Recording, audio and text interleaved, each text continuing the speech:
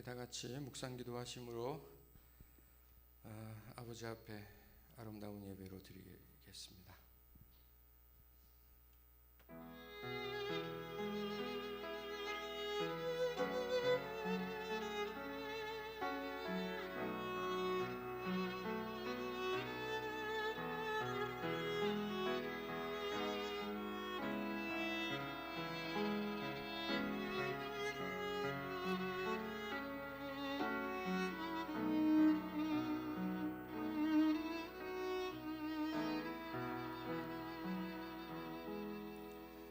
예수께서 대답하시되 이제는 너희가 믿느냐? 보라, 너희가 다 각각 제 곳으로 흩어지고 나를 혼자 둘 때가 오나니 벌써 왔도다. 그러나 내가 혼자 있는 것이 아니라 아버지께서 나와 함께 계시느니라. 이것을 너희에게 이르는 것은 너희로 내 안에서 평안을 누리게 하려 함이라. 세상에서는 너희가 환난을 당하나 담대하라. 내가 세상을 이기었노라. 사랑의 아버지 하나님, 감사드립니다. 저희가 부활절 비록 함께 모이지 못했지만 우리의 영으로, 우리의 마음과 가슴으로 함께 했습니다.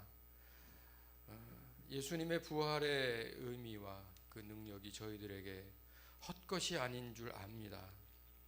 그리스도의 부활이 없다면 그리스도인들만큼 불행한 이들이 어디 있을까? 사도 바울도 그렇게 고백했던 것처럼 부활은 우리의 생명이고 부활은 우리의 모든 것입니다. 부활하신 예수님의 은혜가 이 시간 저희들 가운데 충만케 하시옵소서. 이 예배를 통해서 우리의 심령이, 그리고 우리 육신이, 그리고 우리의 삶이 다시 나는, 그리고 새롭게 힘 얻는 귀한 시간 되게 하옵소서. 예수님의 이름으로 간절히 기도드립니다. 아멘. 네, 우리 함께 찬양하겠습니다.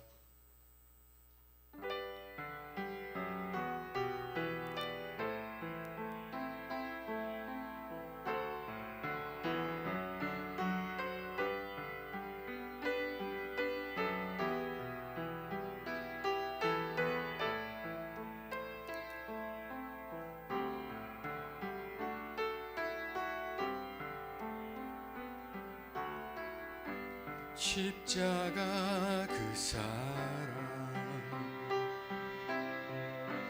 멀리 떠나서 무너진 나의 삶 속에 잊혀진 주은혜, 돌 같은 내 마음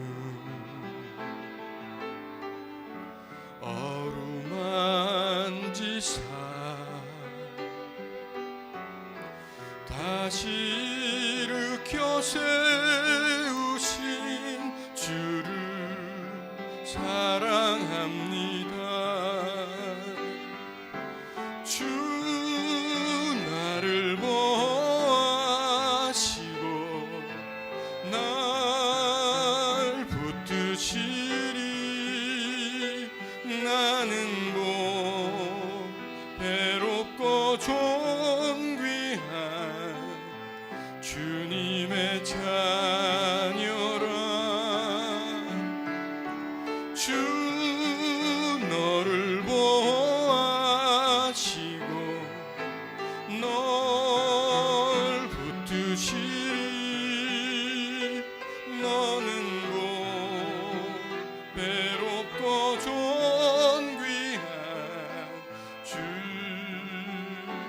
자녀라. 지나간 일들을 기억하지 않고 이전에 행한 모든 일 생각지 않으리. 사막의 강물과 길을 내시는 주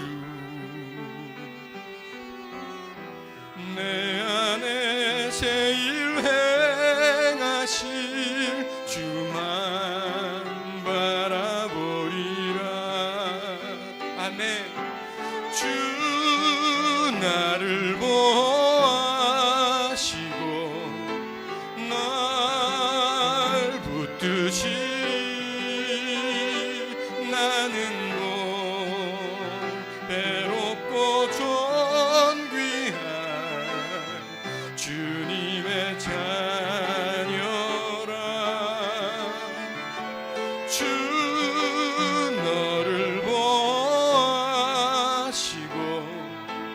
널 붙드시리.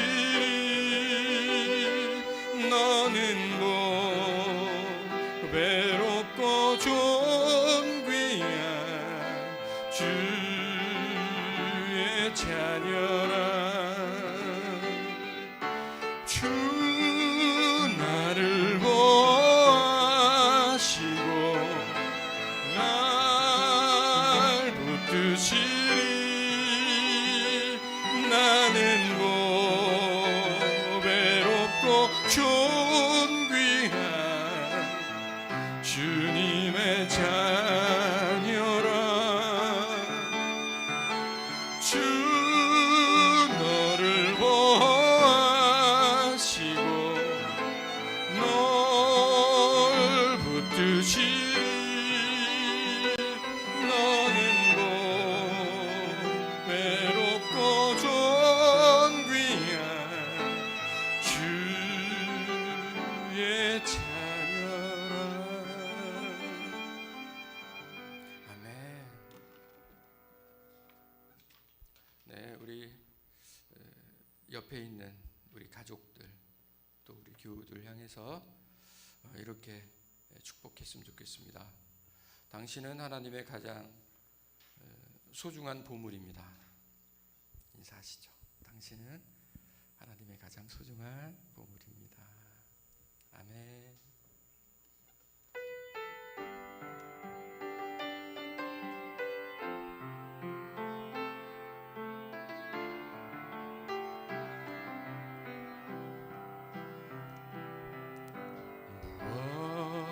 그리 걱정하느냐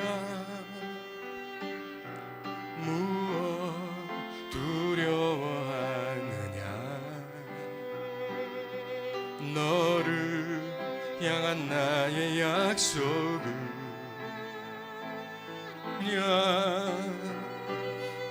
무엇 힘겨워하느냐 너를 위한 나의 평안을 외면하지 말라. 나는 너의 하나님 여호와 너를 지키는 자라. 내가 너를 다시 회복시키며 정금 같게 하리라.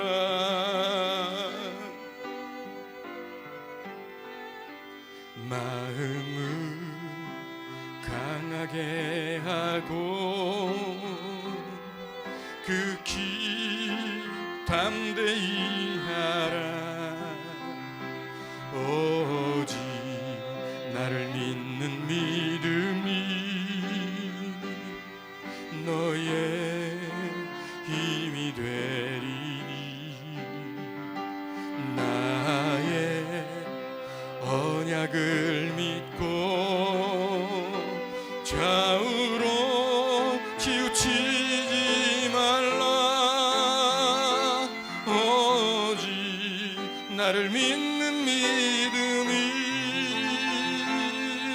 너의 기쁨이 되리니. 무엇 그리 걱정하느냐 무엇 두려워하느냐 너를 향한 나의 약속을 의심치 말라. 무엇 불안해하느냐 무엇 힘겨워하느냐 너를 위한 나의 평안을 외면하지 말라. 나는 너의 하나님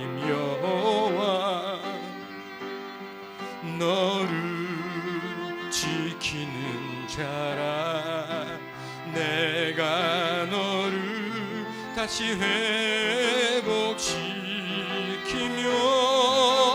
정금 같게 하리라. 마음을 강하게 하고 마음을 강하게 하고 극히 담대히 하라. 오직 나를 믿는 믿음이 너의 힘이 되리니 나의 언약을 믿고 좌우로 치우치지 말라.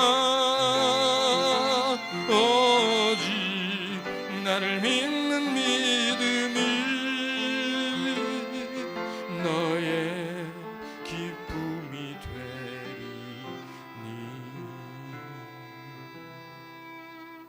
아멘.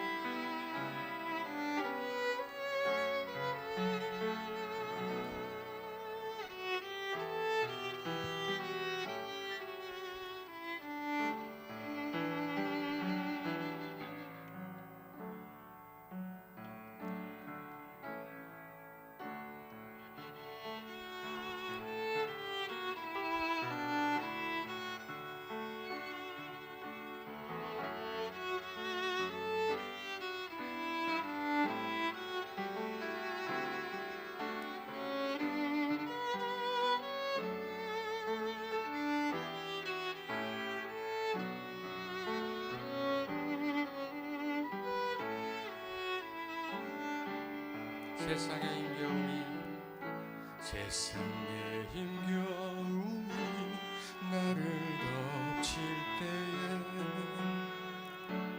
언제나 그리운 아버지의 음성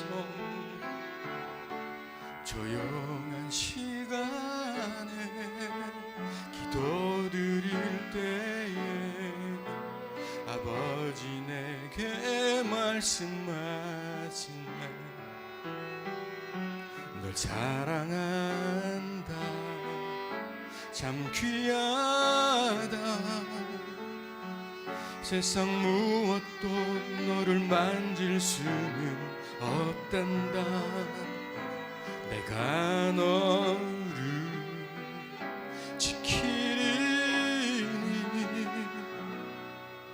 너는 사랑하는 나의 자녀라. 세상의 힘겨움이 나를 덮칠 때에 언제나 그리운 아버지의 음성 조용한 시간에 기도드릴 때에 아버지 내게 말씀하시네. 널 사랑한다. 참 귀하다. 세상 무엇도 너를 만질 수는 없단다. 내가 너를 지키리니 너는 사랑하는 나의 자녀라. 사랑한다. 참 귀하다. 세상 무엇도 너를 만질 수는 없단다. 내가 너를 지키리니 너를 사랑하는 나의 자녀라. 우리 믿음을 가지고 한 번 더 찬양하겠습니다. 세상의 힘 질 때에 언제나 그리운 아버지의 음성, 조용한 시간에 기도드릴 때에 아버지 내게 말씀하시는 널 사랑한다. 참 귀하다. 세상 무엇도 너를 만질 수는 없단다. 내가 너를 지키니 너는 사랑하는 나의 자녀라.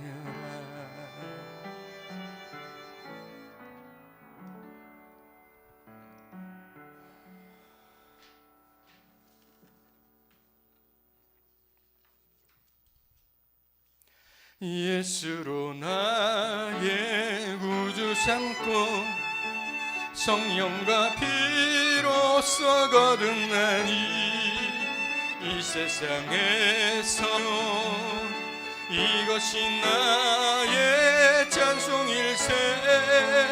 나 사는 동안 끊임없이 구주를 찬송하리로다.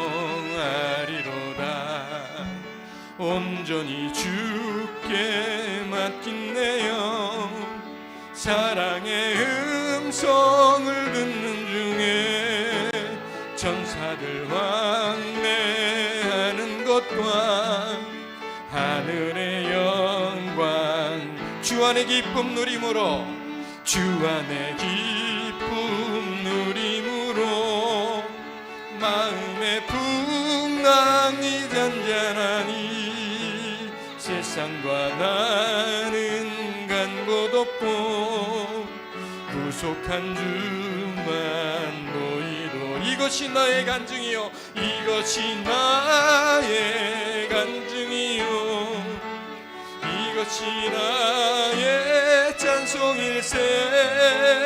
나 사는 동안 끊임없이 구주를 찬송하. 이것이 나의 간증이요, 이것이 나의 찬송일세. 나 사는 동안 끊임없이 구주를 찬송하리로다.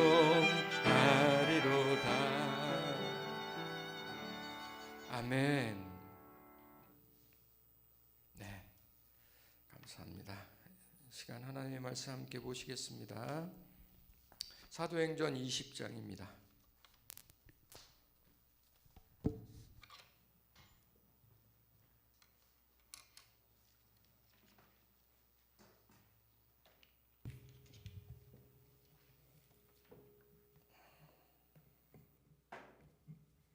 네, 사도행전 20장 7절부터 12절까지 말씀 되겠습니다. 신약성경 223면에 나와 있는 사도행전 20장 7절부터 12절까지 지난주에 이어서 우리 부활절 메시지 계속해서 듣도록 하겠습니다. 같이 읽어보겠습니다. 그 주간의 첫날에 우리가 먹을 떡을 떼려 하여 모였더니 바울이 이튿날 떠나고자 하여 그들에게 강론할세 말을 밤중까지 계속하매 우리가 모인 윗다락에 등불을 많이 켰는데 유두고라 하는 청년이 창에 걸쳐 앉아 있다가 깊이 졸더니 바울이 강론하기를 더 오래 하매 졸음을 이기지 못하여 3층에서 떨어지거늘 일으켜 보니 죽었는지라. 바울이 내려가서 그 위에 엎드려 그 몸을 안고 말하되 떠들지 말라, 생명이 그에게 있다 하고 올라가 떡을 떼어 먹고 오랫동안 곧 날이 새기까지 이야기하고 떠나니라. 사람들이 살아난 청년을 데리고 가서 적지 않게 위로를 받았더라. 아멘. 죽은 자를 부둥켜 안아 살려내신 성령의 은혜를 우리가 신약 성경과 구약 성경의 그야말로 주옥과 같이 하나님께서 행하신 그 기적의 모습을 통해서 죽음을 이기시고 부활하신 예수 그리스도의 그 거룩한 사랑의 의미를 우리가 2020년 부은 것 중에 하나가, 우리 예수님 믿는 사람들은 역사관이 분명해야 한다라고 말씀드리죠. 역사관이 분명하기 위해선 적어도 역사를 좀 알아야 합니다. 세계에 그래도 웬만큼의 맥이라고 할 수 있는 중요한 역사의 순간들, 그리고 이 한반도에 자리한 우리 한민족, 우리 대한민국의 역사뿐 아니라 저 어렸을 때는 근현대사를 거의 가르치지 않았어요. 왜 그랬냐면 감추고 싶은 역사였기 때문이죠. 그러나 대학을 가고 그 이후에 스스로 노력해서 우리나라의 근현대사를 공부하고, 그러면서 조금씩 생각이 트여지고 깨어나고, 그래서 이 작은 한반도에서 베푸신 하나님의 큰 역사의 물줄기를 경험할 수 있었습니다. 조상 없는 사람은 없고 부모 없는 인생도 없죠.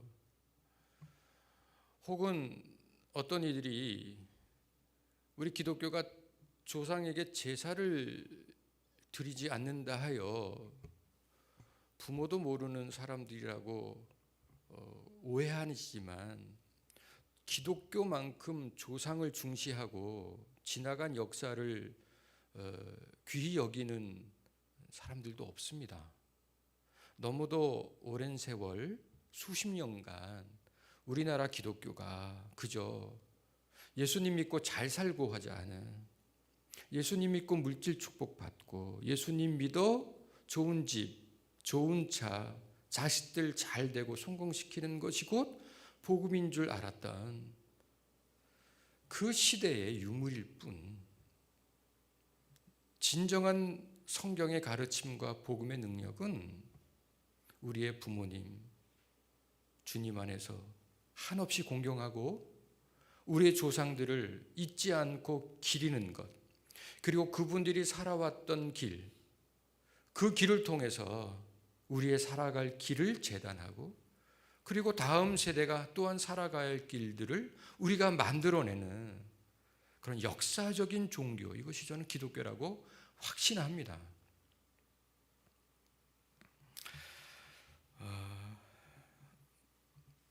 모든 나라, 모든 민족, 모든 국가에서는 거의 틀림없이 야만의 시대를 겪습니다. 그 야만의 시대라고 함은 생명을 경시하고 도구화하는 것, 소수의 권력자가 그 국가와 공동체의 대부분의 재화를 독식하고, 그래서 가지지 못한 사람들, 서민과 백성들을 지배하고 착취하는 구조, 그 구조 안에서 권력이 우상이 되고 돈과 물질, 풍요가 우선되는 그 시대를 가리켜 저는 야만의 시대라고 말할 수 있습니다. 우리나라의 근현대사도 틀림없는 야만의 시대를 겪어왔습니다. 그런데 중요한 것은 지금 이 시대를 살아가는 우리들, 그리고 그 다음 세대를 이끌어갈 우리 후손들, 그들에게는 더 이상 야만의 시대가 반복되지 않도록 우리가 힘써야 되지 않겠어요? 돈이면 다 된다, 힘과 권력만 얻을 수 있다면 어떤 불법과 불의를 다 저질러도 된다.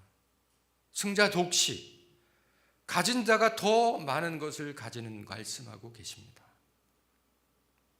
예수 그리스도께서 죽음의 세력을 이기시고 3일 만에 부활하신 것은 단지 죽을 수밖에 없는 우리를 천국 가게만 하신 것이 아니라 일그러진 우리의 이 시대,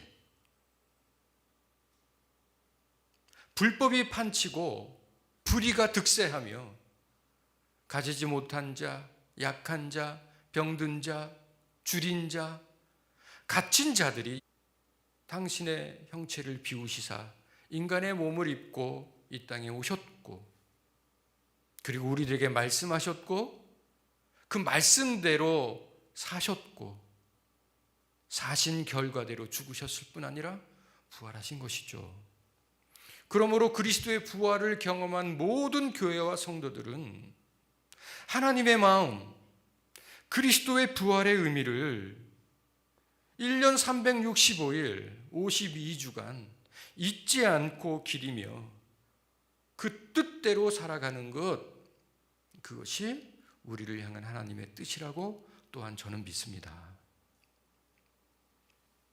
오늘 말씀을 들으면서 조금 더 심각하지만 더 분명하게 눈의 피늘이 벗겨지는 것처럼 우리 마음에 그리스도의 부활의 능력과 그리고 그 은혜가 넘쳐나기를 간절히 축복합니다.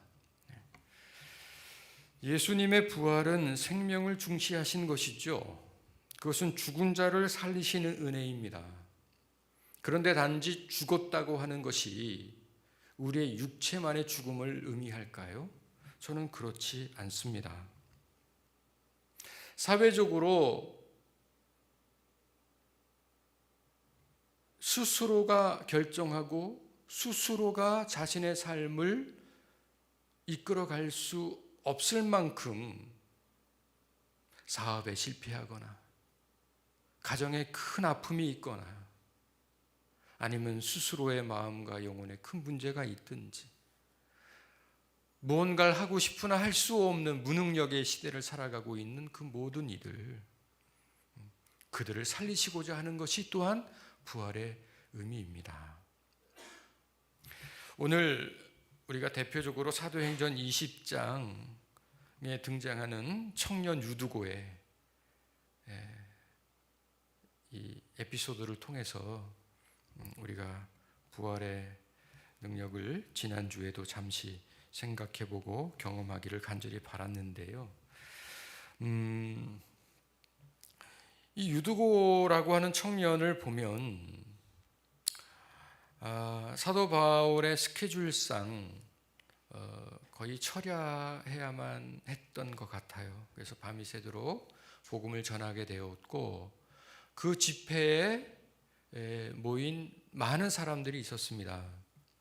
3층 다락방에서 그들이 등불을 켜고 밤을 낮처럼 그렇게 하나님 말씀에 집중하고 있었지만, 그럼에도 불구하고 육신이 약하잖아요.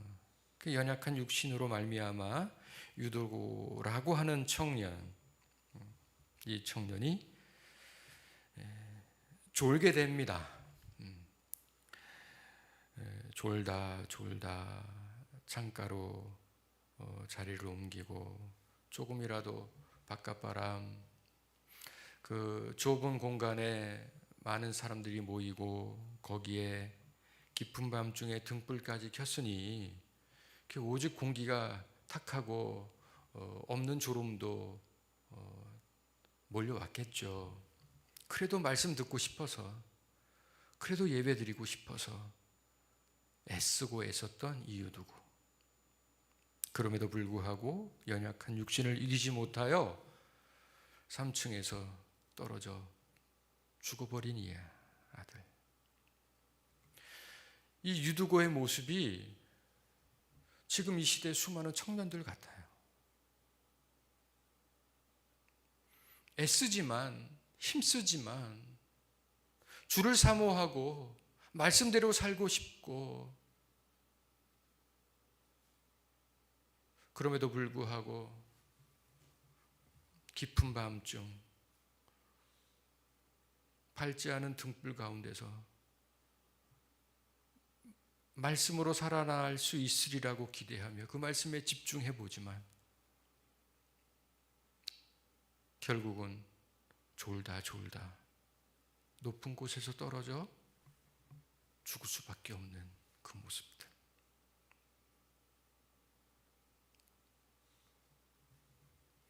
미래가 보이지 않고 현실은 더 점점 죄어오면서 그야말로 사면 초가에 그 고난 앞에 있는 이 시대 청년들, 그 청년들을 살리시고자 하는 성령의 은혜를 이 시간 우리는 잊지 말아야 합니다. 이 죽은 유두고를 바울이 급히 내려와서 부둥켜 안습니다. 그 하염없이 누워있는 그 시신에 엎드려 그를 부둥켜 안습니다. 그 뜨거운 사랑, 그 간절한 마음, 그 마음을 보시고 아버지 하나님께서 유두고를 살리십니다. 이 다시 삶의 역사가 우리의 아들, 딸들에게 있길 바라고 이 시대에 숨죽이며 갈 길 몰라 방황하는 수많은 청년들에게 임하시기를 간절히 바랍니다. 사무엘상 17장을 한번 보시죠.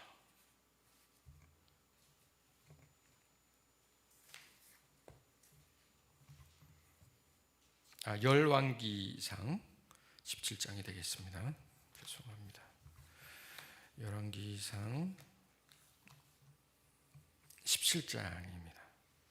545면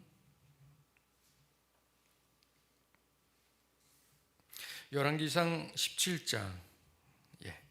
우리가 지난주에 이 장면을 잘 이해하기 위해서 북이스라엘의 7번째 왕이었던 아합, 너무도 아이러니하게도 이스라엘 역사상 가장 군사적으로나 경제적으로나 태평성대를 이루었던 바로 그 시대, 그 시절을 가리켜서 하나님께서는 가장 악했다라고 말씀하십니다. 우리가요, 옛말에도 배부르고 등 따시면 이란 표현이 있습니다. 지금 이 시대가 그래요. 계속해서 설명해 가겠지만 지나간 시대에 이 나라의 지도자를 뽑는 그 기준으로 본다면 아합은 1등 왕감입니다. 그리고 실제로 그렇게 이스라엘의 태평성대를 가지고 왔고요. 그와 동시에 사마리아를 중심으로 이스라엘 전역에 여호와를 섬기는 성전 제사는 거의 잊혀지고 바알을 위한 신전과 아세라상을 모시는 신전으로 가득하게 됩니다. 이 가슴 아픈 하나님의 진단 앞에 우리가 먼저 겸손하기를 원합니다. 여전히 우리는 하나님을 향한 영적인 태도와 우리의 믿음의 자세보다는 먹고 사는 것이 먼저라고 생각하고 있습니다. 부할 수만 있다면 영원이라도 발듯하죠. 그러나 하나님께서는 우리를 극진히 사랑하심으로 그렇게 겉으로는 태평성대 같으나 배부르고 등 따시나 그러나 실상은 죽어가는 그 시대에 성령님, 그 하나님께서는 침묵하지 않으셨습니다. 그리고 그들에게 엘리야 선지자들을 통해서 이렇게 말씀하십니다. 이 땅에 엘리야를 통하여 하나님의 말씀이 있지 않으면 수년 동안 비도 이슬도 있지 않을 것이다.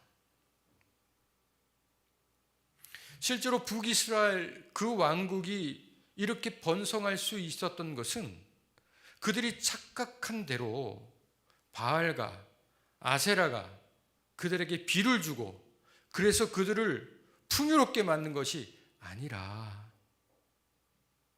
그 가운데 깊은 한숨 그리고 뜨거운 눈물 가운데 이스라엘 백성들을 돌보셨던 하나님의 은혜라는 것을 적어도 그 시대가 잊지 않기를 간절히 바라시는 것이죠. 그런데 한번 생각해 보십시오. 엘리야가 이 서슬퍼런 왕 앞에 감히 당신들이 하나님 앞에 잘못했으므로 당신들의 번영을 꺾고 이제 흉년이 있게 하겠다고 이렇게 하나님의 말씀을 선포하는 것이 목숨을 건 도전 아닙니까? 실제로 그랬고요. 그럼에도 불구하고 이 생명을 건 도전을 엘리야는 하나님의 감동을 통하여 거절하지 않습니다.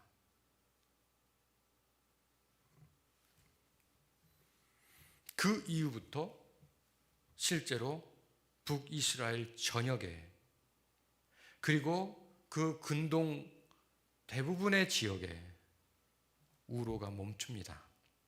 비도 오지 않고요. 이슬도 맺히지 않아요. 당연히 흉년이 시작되는 것이죠. 긴 가뭄 끝에 흉년이 시작됩니다. 그들의 풍성이 쌓아놨던 곳간의 곡식들은 점점 없어지죠. 그리고는 바닥을 드러냅니다. 국가적인 재난이죠. 엘리야조차도 먹고 마시기가 어렵습니다. 그래서 특별히 그리 시냇가로 하나님께서 엘리야를 인도하시죠. 그래서 그 시냇가에서 졸졸 흐르는 시냇가 물로 갈증을 덜게 하시고 또한 까마귀를 통해서 떡과 고기를 공급하십니다. 그래서 이 구절이 우리 믿음으로 사는 분들에게 굉장한 감동되는 아주 대표적인 부분 아닙니까? 하나님께서는 말라가는 그리 시냇가의 물로 그리고 까마귀를 통해서 엘리야를 먹이시죠. 그러나 얼마 되지 않아서 시냇가 물도 마릅니다. 더 이상 비가 오지 않으니까요. 하나님의 말씀이 엘리야에게 임합니다. 그것이 열왕기상 17장 8절의 구절입니다. 그리고 특별히 지정하시죠. 그래서 시돈에 속한 사르밧으로 가서 거기 머물러라. 내가 그곳 과부에게 명령하여 너에게 음식을 주게 하겠다. 하나님께서는 특별히 지정하시사 장소와 그리고 대상까지 말씀하십니다. 엘리야가 일어나죠. 그리고 사르밧으로 갑니다. 이 사르밧이 어떤 곳이냐 하면 예수님께서 누가복음 4장에서 사렙다 여인이다 이런 표현을 쓰면서 사렙다라고 말씀하시거든요. 이 사르밧과 사렙다는 같은 지역입니다. 조금 다르게 부를 뿐이죠. 지금 현재로는 레바논이죠. 그리고 이 구약 시대에는 그리고 그 이후에 이 땅을 베니게라고도 부릅니다. 여러분 베니게 상인 읽어보신 분이나 들어보신 분 계시죠? 이 베니게입니다. 이 레바논의 백향목은 대단히 유명하죠. 실제로 다윗이 성전을 준비할 때, 그래서 자신의 아들을 통해서 하나님께서 성전을 받고자 하실 때 미리 그 준비되는 그 모든 재료들을 이제 챙길 때 레바논의 백향목이 하나님의 성전에 가장 중요한 제목으로 쓰입니다. 그렇듯 이 사르밧은 이 베니게 지방의 한 도시인데요. 실제로 이 레바논이라고 하는 이 베니게는 대표되는 도시가 두 곳이 있는데 여러분들 잘 들어보신 대로 두로와 시돈입니다. 이 두로와 시돈은 이 구약 시대에도 자주 언급되지만 예수님 시대에도 뿐 아니라 이 초대교회 이후에 예루살렘 교회가 핍박을 받고 그 이후에 전도 여행을 펼칠 때 그리고 많은 크리스찬들이 세계로 퍼져질 때 두로와 시돈이 많이 언급되죠. 실제로 이 베니게 여인 여러분들 들어보신 대로 수로보니게 여인 아시죠? 그 하나 있는 딸을 이제 살리시는 그런 예수님의 기적이 또한 기록되어 있기도 합니다. 그래서 이 베니게는 실제로 성경에 많이 등장되는 곳이고 그 가운데 사르밧이라고 하는 도시는 이제 작은 도시입니다.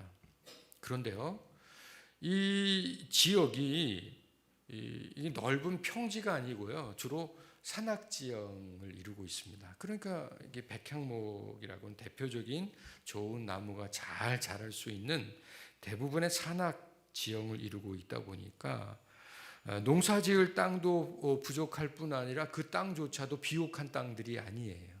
자연스럽게 그들은 농사 대신 다행히도 이 지중해 연안에 이 레바논에서 가장 남쪽에 위치한 도시 중에 하나이기 때문에 자연스럽게도 그리고 항구 도시의 특징인 대로 무역을 주업으로 삼고 있는 동네였습니다. 실제로 예수님도 복음을 전하셨고 초대교회에 복음이 전파된 곳이기 때문에 실제로 이 지역에 이 기독교 인구가 꽤 됩니다. 그 뿌리가 지금까지 있어가지고요. 현재는 이 레바논의 이게 북쪽 지역은 주로 기독교인들이고 그리고 남쪽 지역은 주로 이슬람인들이 삽니다. 그래서 프로테이지로는 한 40%가 기독교인이고요. 이 남쪽의 이슬람교인들이 한 55% 이렇게 됩니다. 그러니까 어느 정도 균형을 맞춥니다. 그런데 중요한 것은 이게 섞여 살면서 뭐 나는 기독교, 나는 불교, 나는 유교 이런 형태가 아니고 집단으로 주로 북쪽에는 기독교인들이, 남쪽에는 이슬람교인들이 살고 있다 보니까 이것이 종교 분쟁과 민족 분쟁으로 이루어집니다. 그래서 레바논은 늘 이 내전에 휩싸이고 있죠. 실제로 이 레바논의 언어가 아랍어, 프랑스어, 영어 그리고 아르메니아어. 이 아르메니아어는 성경에는 아람어 이렇게 나오죠. 지금도 이렇게 적어도 4개 이상의 공용어로 쓰이다 보니까 이 지역의 분쟁이 끝이 없습니다. 한번 생각해 보십시오. 이 그리치네카라고 하는 곳에서 이 사르밧까지는 10km가 조금 넘는 정도의 이 거리를 가지고 있는데, 이 베니게 지방에서도 사실은 사르밧은 주목받지 못하는 동네입니다. 더군다나 생각해 보세요. 이 그리 시내가에 물이 마른 상태에서 결국은 물이 없어서 이제 엘리야를 특별히 사르밧까지 올려주시는 것이거든요. 그렇다면 그 땅은 뭐 특별히 흉년의 고통이 없을까요? 아닙니다. 더군다나 아합의 아내, 심지어는 그를 여왕이라고까지 말할 정도인데, 이 아합의 아내가 이세벨 아닙니까? 그 이세벨이 바로 시돈 왕 그리고 바알의 제사장인 엣바알의 딸입니다. 그러니까 두로와 시돈이 이 지역의 중심 도시라고 하면은 결국 이세벨도 이 있었던 때에 엘리야가 갈 수 있는 대로 가장 북쪽 그리고 가장 남쪽, 그렇게 가장 끄트머리로 이제 피신하게 된 것이죠. 하나님께서는 자연스럽게 그곳까지 인도하신 것이에요.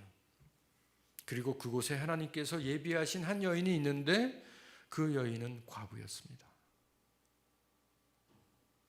여러분 생각해 보십시오.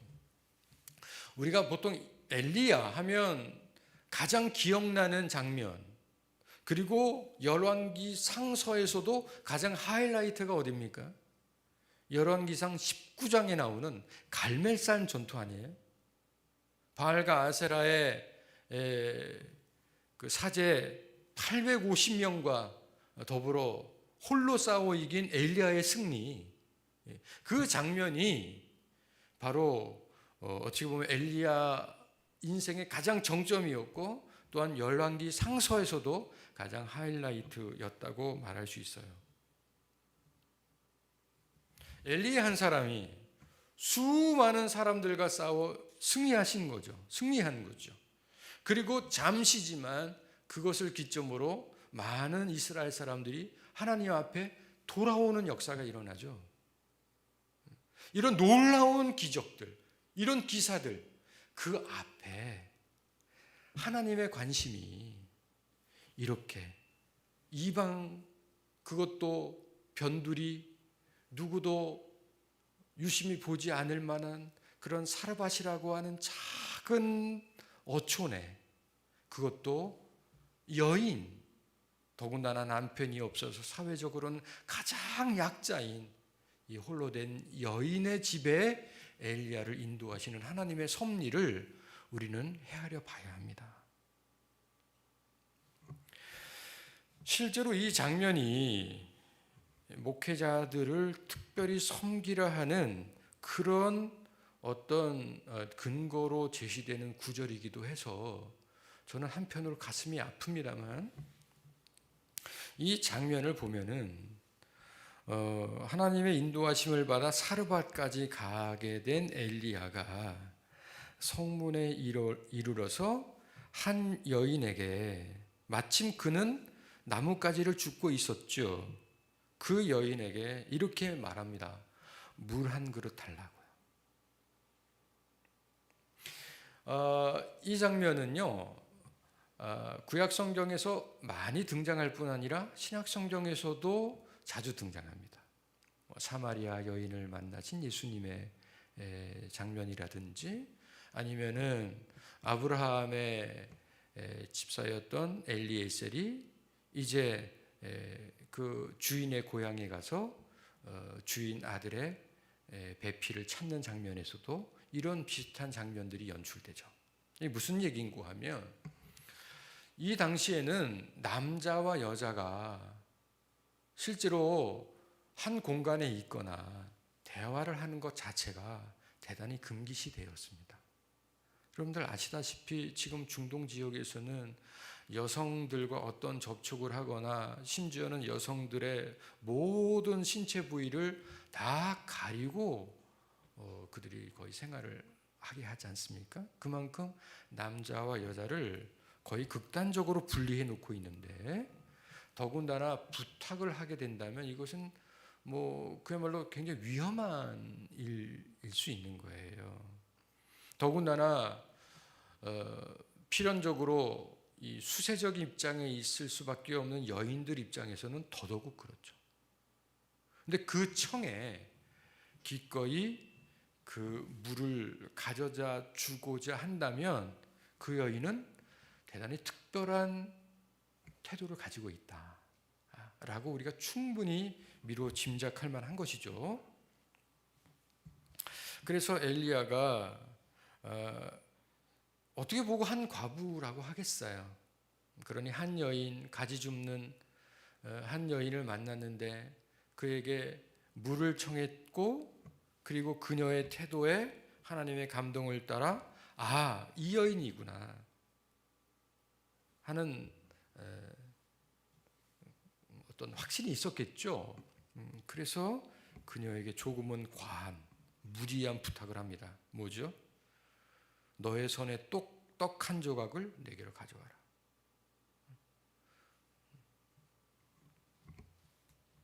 그러자 그녀가 이렇게 엘리야에게 이야기합니다. 당신의 하나님 여호와께서.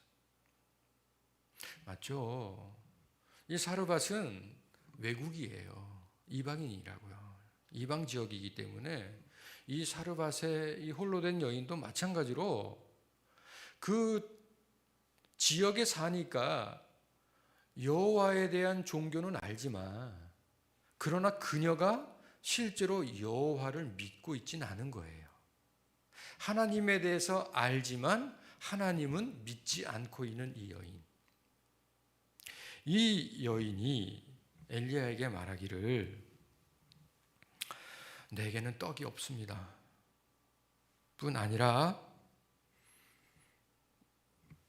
내 곡식통에는 가루 한 움큼과 그리고 기름 조금밖에 없습니다. 내게 남겨진 아들 하나, 그 아들과 함께 마지막 식사하고 저희도 굶어 죽을 수밖에 없는 상황입니다.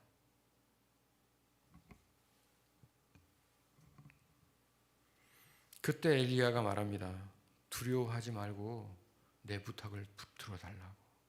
여기 두려워하지 말라는 것은 조금 더 친절하게 설명할 수 있다면 염려하거나 의심하지 말라는 이야기예요. 그런데 한번 생각해 보시죠. 하나님에 대해서 알고는 있지만 지금도 우리나라에 하나님을 모르는 사람이 있습니까? 예수님을 모르는 사람이 있습니까?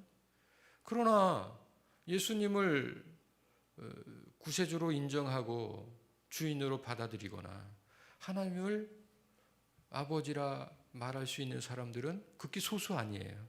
마찬가지인 거예요. 그러니 어느 날 갑자기 이제 마지막 남은 식사 그 이후에는 앞길이 막막하여 아무 길이 없으니 이 아들과 함께 굶어 죽을 수밖에 없는 이 고단한 인생 앞에 한 남자가 불쑥 나타나서 물 한 컵 달라고, 그리고 자기에게 남겨진 마지막 식사를 자기에게 달라고 할 때 이것이 얼마나 그야말로 이해할 수 없을 뿐 아니라 받아들일 수 없는 제안이죠. 그런데 한번 생각해 보십시오. 진정한 복음은 받아들일 수 없는 제안을 받아들이는 거예요.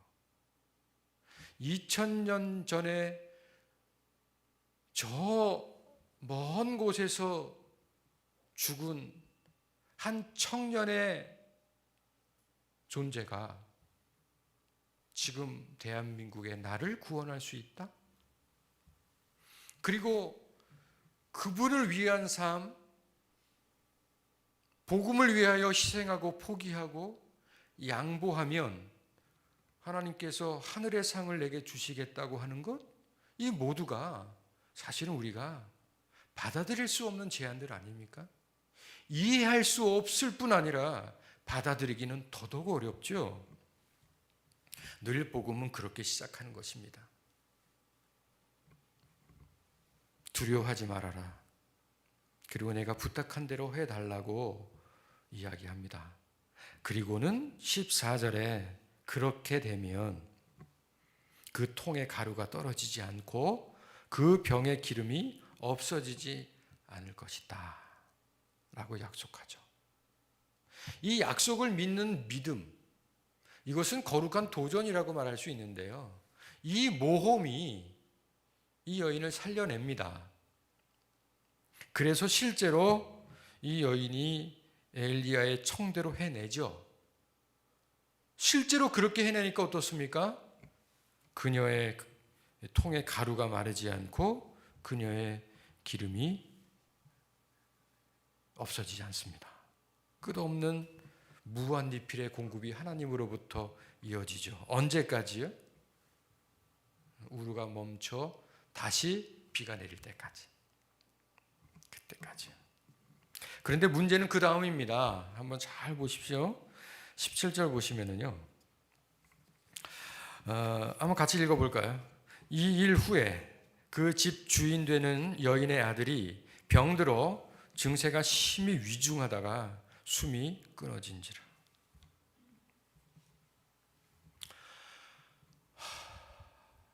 생각하기도 싫은 장면이죠. 있을 수가 없어 보여요.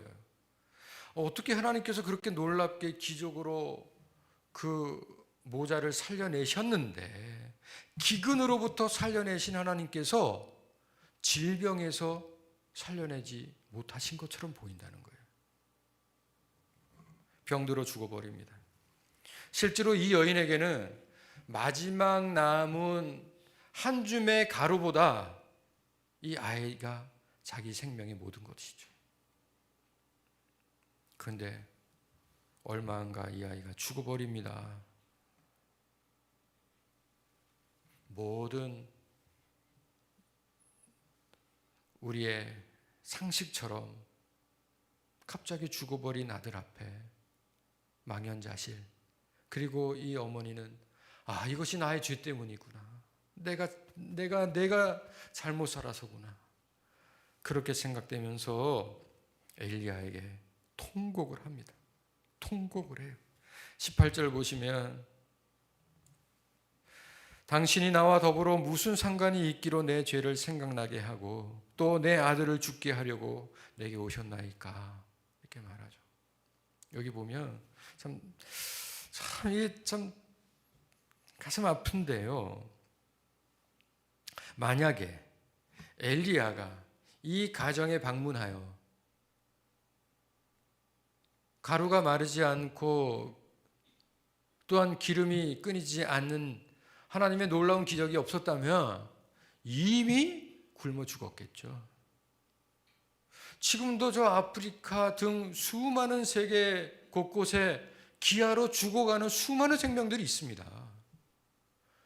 우리가 지금 너무도 풍요로운 시대를 살다 보니까 굶어 죽는 것은 더 이상 우리의 일이 아니고 그것은 일어나지 않을 것처럼 보이지만 그렇지 않습니다. 기근으로 죽어가는 일들은 인류 역사에 늘 있었던 일입니다. 놀라운 일이 아니에요. 특별한 일이 아니라고요. 또한 어린아이가 병들어 죽는 일도 흔한 일입니다. 지금 우리는 그렇지 않죠. 한 2주 전에 우리 동기 목사님들 단체로 그 카톡하는 창에서 그 한 친구 목사님이 그렇게 자기를 위해서 그리고 가정을 위해서 기도하려고 해달라고 부탁하는데 가난한 아이가 죽었다는 거야. 태어난 지 얼마 안 된 아이인데 장례를 치러야 되는데 어찌할 바 모르겠다는 거예요, 본인이. 그러니까 그와 비슷한 경험을 하는 많은 친구들이 이렇게 댓글을 달아줍니다. 그리고 서로 위로하고 서로 중보하겠다고 그렇게 약속하는 일들이 있었는데요. 어떻게 이게 말로 할 수 있겠어요? 그런데 실제적으로는 한 생명이 잘 태어나서 건강에 자라서 어른이 되고 생명이 다할 때까지 살아갈 수 있는 그 일은 그야말로 큰 축복입니다. 그런데 이 그야말로 힘들고 어려운 시절, 그리고 언제 끝날지도 모를 이 흉년 가운데 오죽 전염병들이 창궐하고 먹지 못하고 또한 버티지 못해서 죽어가는 사람들이 많았겠어요.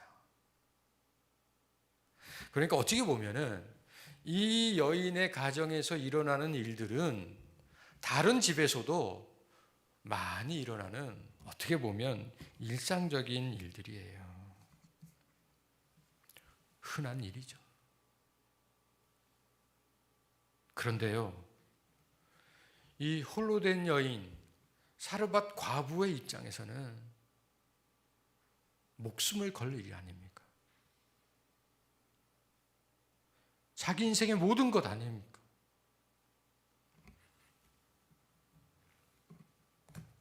그러니 엘리야가 자기 가정에 들어와줘서 지금까지 굶지 않고 이렇게 잘 살게 된 것도 그야말로 말할 수 없는 하나님의 은혜이지만, 그럼에도 불구하고 여지없이 원망합니다.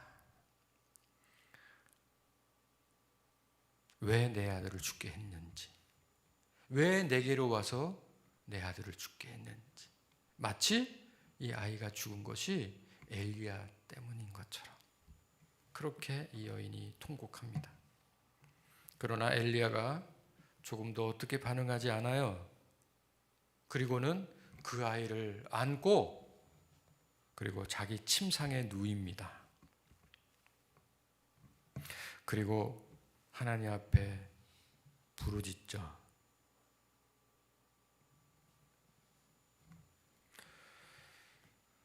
내 하나님 여호와여, 주께서 또 내가 우고하는 집 과부에게 재앙을 내리사 그 아들이 죽게 하셨나이까? 엘리야도 이해할 수 없는 일이에요. 어떻게 우리가 전능하시고 창조주이신 통치자 되신 하나님의 섭리를 이해할 수 있겠어요? 그럼에도 불구하고 어떻게 하나님께서 이 여인의 아들을 죽게 하십니까? 왜 재앙을 내리십니까? 맞죠? 재앙이죠. 병들어 죽는 것 재앙입니다. 지금 코로나19 우리나라에 임한 재앙이고 전 세계에 퍼진 재앙이죠. 맞습니다. 그런데 엘리야가 특별히 21절을 보면 이해할 수 없는 행동을 합니다. 그 아이 위에 몸을 3번 펴서 엎드립니다. 그리고 여호와께 다시 부르짖습니다. 내 하나님 여호와여, 원하건대 이 아이의 혼으로 그의 몸에 돌아오게 하옵소서.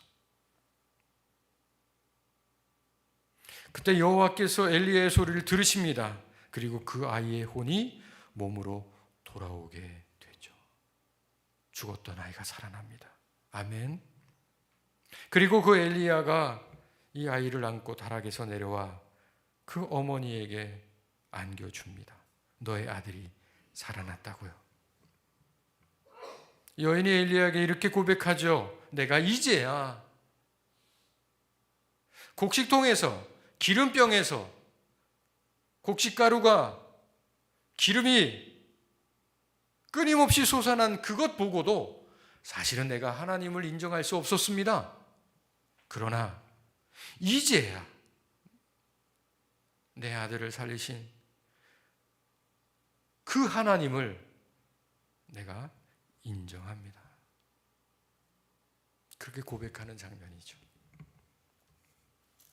여러분들 생각해 보세요. 무엇이 야만의 시대죠? 생명을 중하게 여기지 않는 것이 야만의 시대예요.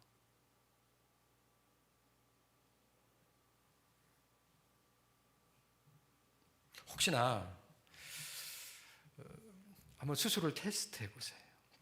지금 일본에 어제도 코로나19로 확진된 사람들이 500여 명이 넘습니다. 그렇게 검사를 안 해도 우리나라의 10분의 1 정도 검사했는데 이미 우리나라의 수치를 넘어섰어요. 많은 사람이 죽어가죠. 저 미국 중심 뉴욕에 시신을 어찌 처리할 수 없을 만큼 감당할 수 없을 정도로 수많은 사람이 죽어갑니다.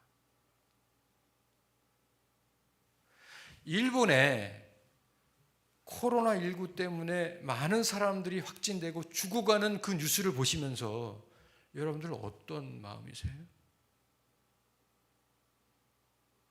혹시나 그거 봐, 잘됐다, 네 쌤통이다, 니들이 그렇게 우리나라를 뭐 껌껌이 이용하고 그러더니 야만의 시대에 살고 있는 거예요. 만약 나를 괴롭히던 원수와 같은 사람이 병들었다 하는 소식을 들으실 때 여러분들 가슴속에 뜨거운 생명을 향한 사랑의 마음으로 그 사람을 위해 중보할 수 없다면 이미 우리 안에 야만의 시대는 특세하고 있는 거예요. 생명을 귀히 여길 수 있어야 합니다.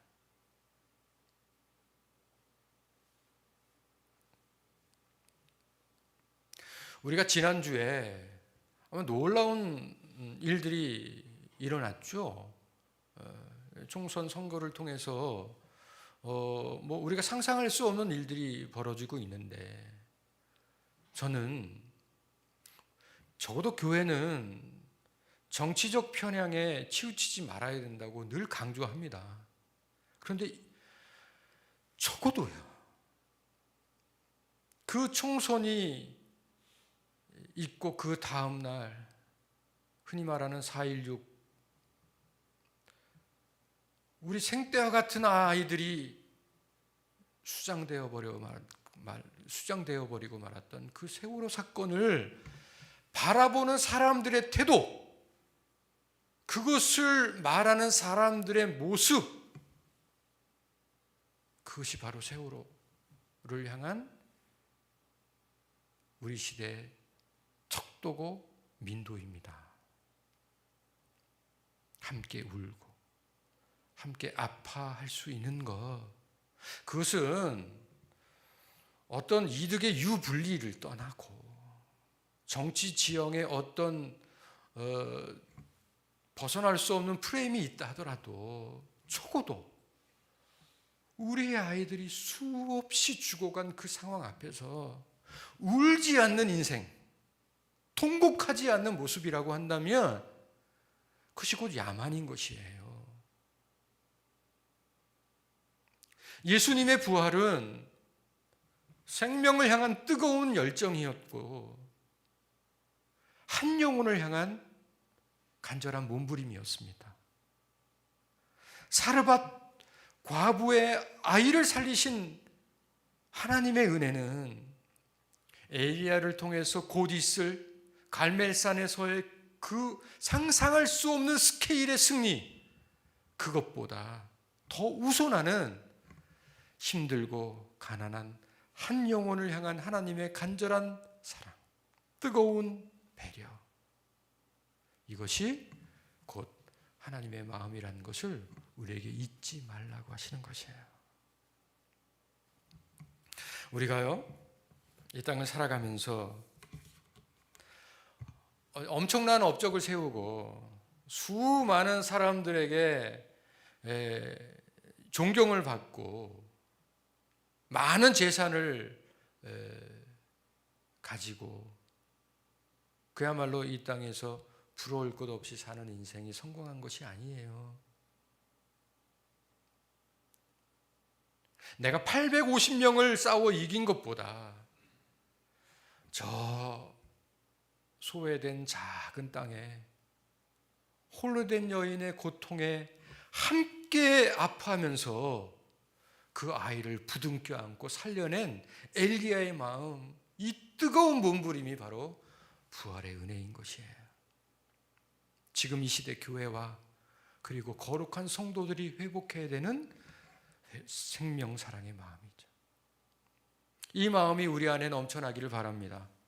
이 마음으로 부활의 때 거룩한 주님의 능력을 공급받는 우리 모두 되기를 간절히 바랍니다. 네, 기도하시죠. 사랑의 아버지 하나님, 진심으로 감사드립니다. 물질이 주인 되어버리고 황금 만능 시대에 살고 있어 이긴 자가 모든 것을 가지고 패배한 자는 모든 것을 잃어버리는 이 냉혹한 시대에 저희들이 2000년 전에 이미 그리스도께서 이 모든 불합리한 것들을 제거하시고 회복하셔서 이스라엘 백성의 희년을 선포하신 것처럼 우리 지금 이 시대에 가지지 못한 자, 병들고 가난한 자, 병들어 괴로워하는 이들에게 부활의 은혜를 베푸시고자 하심을 저희들이 외면하지 않기를 원합니다. 교회가 해야 할 일들, 우리 성도들이 살아야 될 모습, 그것이 곧 그리스도의 십자가이고 또한 엘리야가 이 어린아이를 죽어버린 이 아이를 부둥켜 안고 죽게 부르짖었던 그 뜨거움이고 청년을 껴안고 다시 살려낸 사도 바울의 복음의 열정이었음을 잊지 않게 하시기를 간절히 바랍니다. 우리들에게도 이 영혼 사랑의 뜨거움과 생명 사랑의 열정이 사라지지 않기를 원하고 사그라지지 않기를 간절히 소원합니다. 우리 사람을 향한 교회 모든 성도들, 이제 2020년도 내 주변에 병들고 약한 이들에게 생명의 능력을 전하는 거룩한 부활의 역사가 있게 하옵소서. 죽은 이를 살리시는 거룩한 예수 그리스도의 능력이 이제 우리 모두에게 충만케 하실 줄로 믿습니다. 지금은 우리 구주 예수 그리스도의 은혜와 아버지 하나님의 사랑하심과 성령님의 교통하심이 소외된 땅, 혼례된 여인의 어린아이를 다시 살린 엘리야의 열정이 내 것이 되고 죽어버린 청년을 부둥켜 안아 다시 일으키고자 하는 그 뜨거움이 내 것이 되기 원하는 우리 사랑하는 모든 믿음의 용사들 위해 이제로부터 영원토록 함께 하시기를 간절히 축원하옵나이다. 아멘.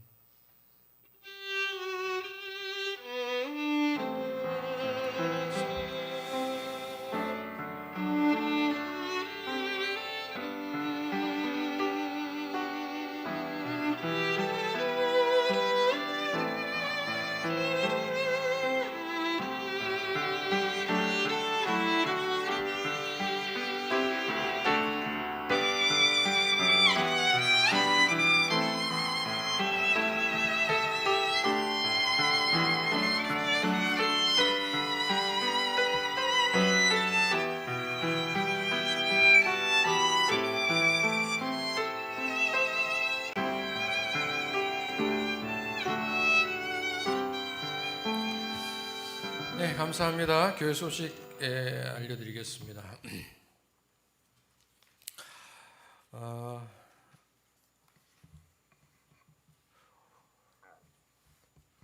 새로운 사업장을 또 준비하시는 우리 성도들도 계시고 또 우리 새로운 시대를 열어가고자 이 코로나19가 준비한 사람들에게는 더 큰 축복의 계기가 될 것을 믿고 그렇게 소망하는 우리 모든 성도들 가정마다 함께 하시기를 간절히 바라는데 특별히 이제 우리 사업하시는 분들 또 중소 상공인들과 자영업자들을 위해서 여러분 좀 간절히 기도해 주시기를 부탁드리고 이제 끝이 보입니다. 다시 한번 힘내서 우리 손 붙들고 함께 힘내기를 바라고, 부활주일 메시지는 다음 주에 맞춰지게 될 텐데, 아직 잠정적인 계획입니다만은 우리 영상 예배는 다음 주까지 드려질 것이고요. 그리고 우리 영상 예배를 기점으로 5월부터도 조금 멀리 계신 분들, 또 특별히 또 사정이 여의치 않아서 우리 성전까지 오시기 어려운 분들을 위해서 계속해서 영상 예배는 함께 가도록 할 수 있도록 최선을 다해서 준비해 보겠습니다. 기도해 주시기를 부탁드리겠습니다.